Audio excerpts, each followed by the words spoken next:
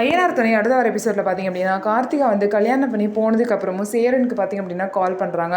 ஆனால் கால் பண்ணது சேரன் வந்து எடுக்கவே இல்லை. அதுக்கப்புறம் எல்லோரும் உட்காந்து நைட்டு சாப்பிட்டுட்டு இருக்கும்போது பார்த்திங்க அப்படின்னா இந்த மாதிரி வீடியோ கால் வந்து கார்த்திகா பண்ணுறாங்க. என்னப்பா இந்த பொண்ணு வீடியோ கால்லாம் பண்ணுது அப்படின்னு சொல்லிட்டு சேரன் வந்து சொல்கிறாங்க.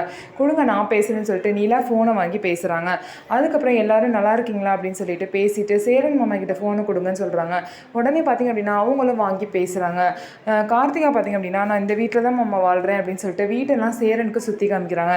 நல்லா இருக்கா மாமா வீடு அப்படின்னு கேட்குறாங்க. அதுக்கப்புறம் இங்கே எல்லாரும் என்னை நல்லா பார்த்துக்கிறாங்க அப்படின்னு சொல்லி பேசிட்டு அவங்க ஹஸ்பண்ட்கிட்டையும் ஃபோனை கொடுத்து பேச சொல்கிறாங்க. இதனால பார்த்திங்க அப்படின்னா சேரனுக்கும் சரி கார்த்திகாவும் சரிக்கும் ஒரு பிரச்சனையும் இல்லை. ஆனால் மற்றவங்களாம் பார்த்திங்க அப்படின்னா புலம்பிகிட்டு இருக்காங்க. ஏன் இந்த பொண்ணு இந்த மாதிரிலாம் நடந்துக்குது, கல்யாணம் ஆனதுக்கப்புறம் இந்த மாதிரி ஏதாவது பிரச்சனை வந்துடாதான்னு சொல்லிட்டு சேரனும் வந்து பயப்படுறாரு. ஆனால் கார்த்திகாவுக்கு அந்த மாதிரிலாம் தோணவே இல்லை, யதார்த்தமாக இருக்காங்க. ஸோ கார்த்திகா வீட்டில் இந்த விஷயம் தெரியாத வரைக்கும் அவங்க சேஃபாக இருப்பாங்க.